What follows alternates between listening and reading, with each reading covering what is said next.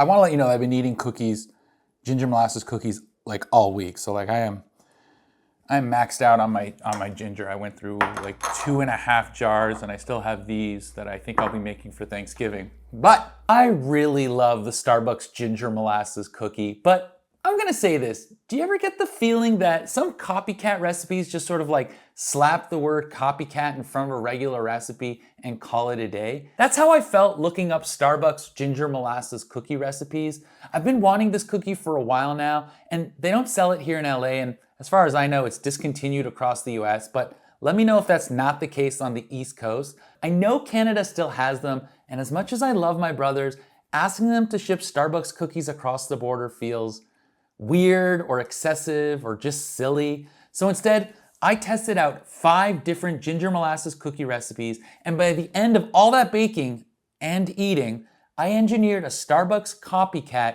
using the ingredients from their actual website and then implementing everything I learned along the way.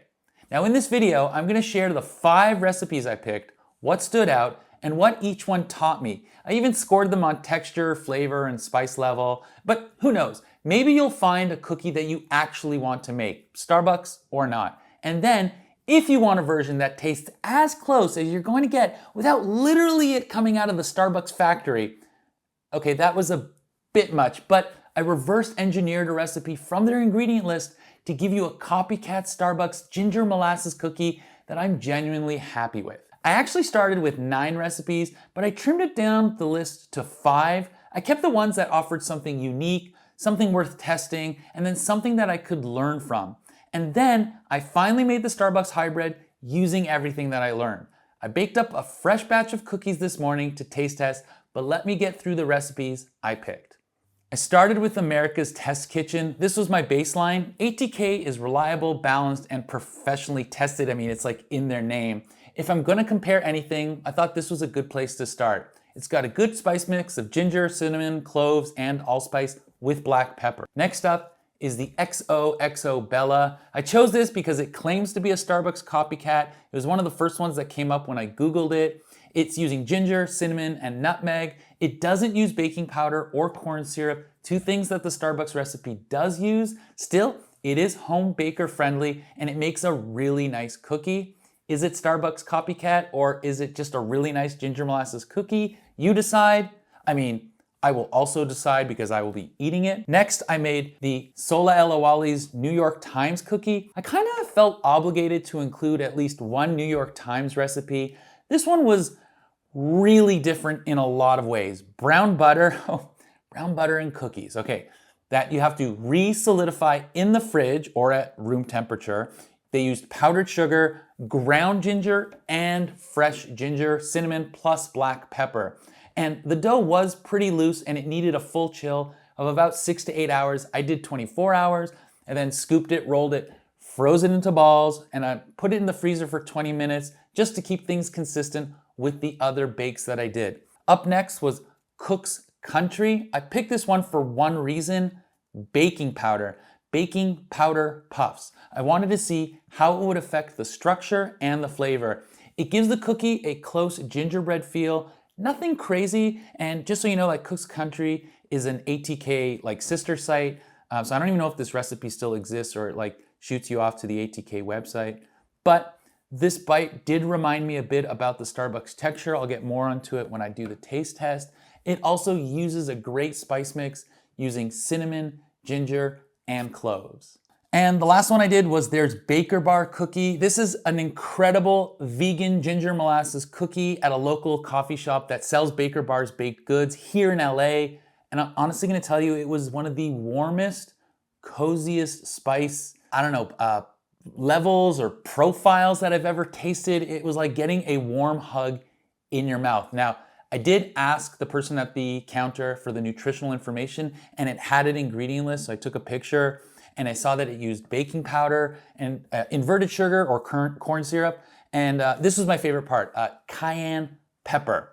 So I knew I had to try to make it and share it with you. But I engineered my own non-vegan version based on that, so this one does have butter. And finally, after testing out all 5, I took everything I learned, used Starbucks' own ingredient list to build this hybrid cookie. I just call it a hybrid because it's like a mixture of their ingredient list and everything that I learned. And I tried to get you a true copycat that I think gets surprisingly close to that nostalgic Starbucks look and hopefully taste. Now, the corn syrup extends shelf life and it gives it a really nice texture and it promotes browning. But I do want to acknowledge that not everyone has corn syrup in their kitchen or wants to use it, but that's why I tested so many different types of cookies so that you could find something that you like. Let's try all 6 cookies and see what we come up with. Starting with America's Test Kitchen. I got up really early. I baked way too many this morning, so we would have a fresh taste test for you. Okay, let me just eat half. Okay, this is the ATK, America's Test Kitchen. Yeah, they had a fantastic aroma profile with the spices. I'm gonna keep using that, aroma profile. No, this smells wonderful. This was baked this morning and I let rest for a couple hours. All these cookies, after a week of eating them all, taste amazing the next day or two. I might say that more than once, just keep in mind. Yeah, I mean, this is the first one I made earlier this week. Nice crispy edge, really soft center. It's good, it's crispy. This was the first one that used black pepper and I think it's essential. You don't taste the pepper, you do feel it. It gives it sort of like a complex flavor. So that's one thing I took away from this. Don't skimp out on the spices. Ginger and cinnamon, nutmeg, sure, but cloves, allspice if you have it, and black pepper. All right, up next, XOXO Bella. Cut this in half. Yeah, very similar looking to the ATK. A little lighter on the spices, but with cinnamon and ginger, they're very powerful spices. You can't go wrong with that. Oh yeah. This one's a little softer. Great crackle. Look at that crackle. I have other ones, like this one from ATK that had no crackle, and this one had crackle. And then Bella's, good spread, lots of crackle on this one, but not so much crackle on this one. So make sure to douse it with sugar, like snowy mountains. As far as copycat recipe goes, this is good. I would definitely increase the spices. They just use nutmeg, cinnamon, and ginger. And I've seen some really gnarly copycats. So XOXO Bella, it makes sense that it was one of the first ones. I mean, this is insane. They're all very good cookies. So up next is Sola Eloali's ginger molasses cookie. This was the most unique one of them all. This definitely has a lot going on. What's really nice about this, the cookie, when you bite into it, is instead of just rolling it in sugar, she puts ginger powder. So there's like a layer of ginger on top, touches your tongue like right away.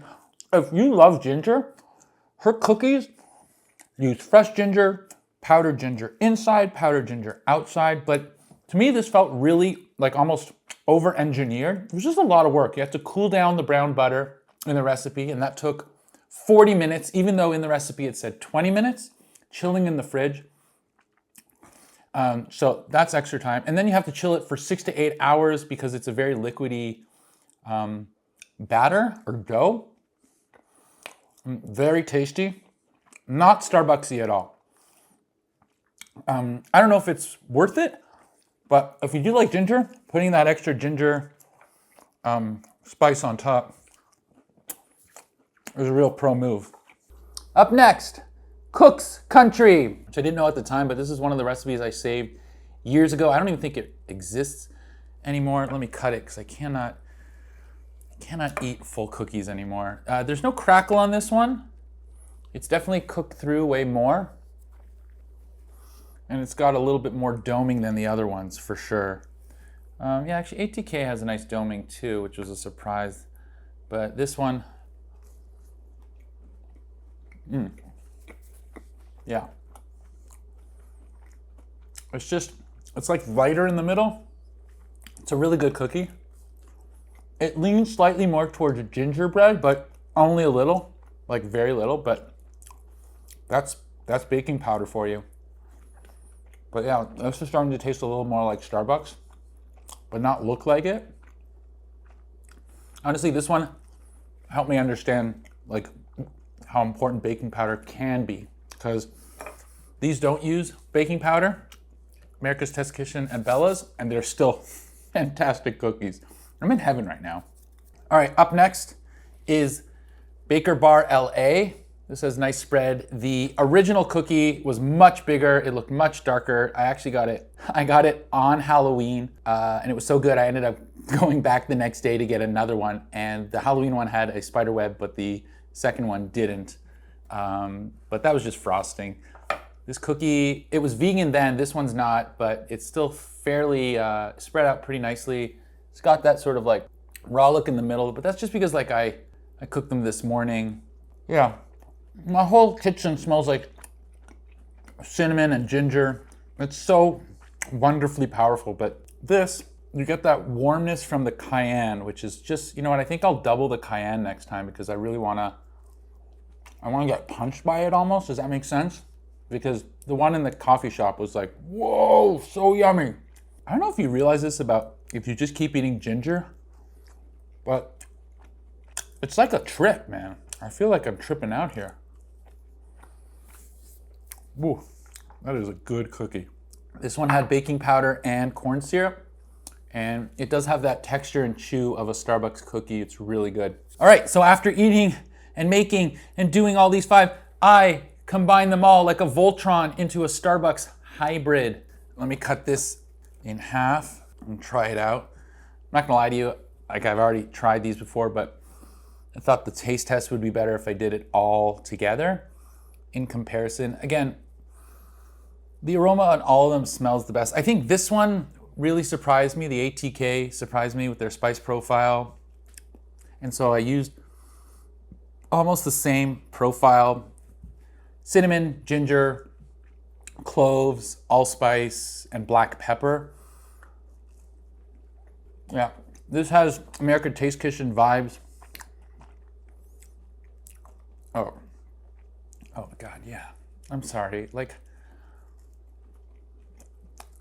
the baking powder from Cook's Country and like the corn syrup from the Baker Bar and the Starbucks recipe just gives it a nice chew. I may have actually overdone it on the sugar. I don't remember Starbucks having this much sugar on it, but god damn, this is good. This brings me back. I love it. Great. This is it. This is so good. This is great. They're all very good. They're all so much better like the next day when they settle into their flavors and they're all cooled down. And I did not get tired of eating these cookies, and that goes to show you like I ended up eating them all throughout the week. But before I post up my scores, I should say that honestly, all these cookies are amazing. They're amazing the next day, the second day, 3 or 4 days later. They all retain their moisture and chewiness throughout the entire week. It was wonderful. I ended up eating about 40 plus cookies this entire week. It was all for science. My waistline is not happy, but they are all amazing cookies. I'm gonna post up my final scorecard based on my testing. Keep in mind, I rated it, if you notice, from flat to puffy. This one was a little challenging because I thought I should mention it. Flat cookies was the opposite of a Starbucks cookie, so like some of the flat cookies like lost marks, but that in no way diminished their goodness as a cookie. I just had to score them, so take that for what it's worth. I happen to like flat cookies myself, but I was judging on how close it got to a Starbucks, which had a little more of a puff from what I remember. And it all depends on what you want. I cannot stress this enough, how wonderful all these cookies are. Now, in order to make my Starbucks hybrid ginger molasses cookie, here's the recipe that I made. Okay, so put 260 grams of all-purpose flour into a bowl and add 1 teaspoon of baking soda. half a teaspoon of kosher salt, and 1/4 teaspoon of baking powder. Then add the spices: ground ginger, cinnamon, cloves, allspice, nutmeg, and black pepper. Exact amounts are in the description and on the screen. And mix that up. Just so you know, the cayenne is optional, just like the allspice, if you want that warm kiss to your cookies. Then, to a mixer, add 115 grams or a half a cup of soft butter with 120 grams of brown sugar and 50 grams of white sugar. We're going to cream the butter and sugar, so let that go for a few minutes until it's nicely mixed together and creamy. Do not forget to scrape down the sides a couple of times. Then, add the eggs one at a time and mix that up and scrape the sides to incorporate the ingredients. I'm using 1 egg and 1 egg yolk. Then add 1 teaspoon of vanilla and then the 100 grams of unsulted molasses. I always add a little bit from the jar afterwards to account for what gets stuck behind in the bowl. Anyway, then I add 15 grams of corn syrup. This helps it bind it all together and gives it that great chew. The order of these ingredients doesn't matter. Just get your wet ingredients in after you cream the butter and sugar. Then slowly add your dry ingredients. I like to start off slow, 1 spoonful at a time, and then dump in the rest. Once it's mostly combined, you can continue by hand and scrape the bottom to make sure that all the dry flour is well incorporated. Once the cookie is done, I popped it into the fridge for 20 minutes just to firm up. It makes scooping into balls a little easier. Here's where I preheat the oven. I then take out the dough after 20 minutes and weigh out 70 grams because that's what the Starbucks website said. And keep in mind, smaller cookies need less time in the oven. Check the notes in the description. Once I rolled out the cookies and tossed them in a generous amount of white sugar, I popped them into the freezer for 20 minutes just to firm up a little bit. And once that's done, I put them nicely spaced out on a cookie sheet with parchment paper and in for 12 to 14 minutes. However, I found that 13 minutes to be my sweet spot for all the cookies I tested. Let them rest on a pan for 5 minutes and transfer them to a wire rack carefully and let them cool down completely. They are so chewy and soft with a slight crisp on the edges. Thanks for watching. Let me know what Starbucks treat you miss the most, and I better hit the gym. I've eaten so many cookies, I think I might turn into Santa. I'll see you in the next one.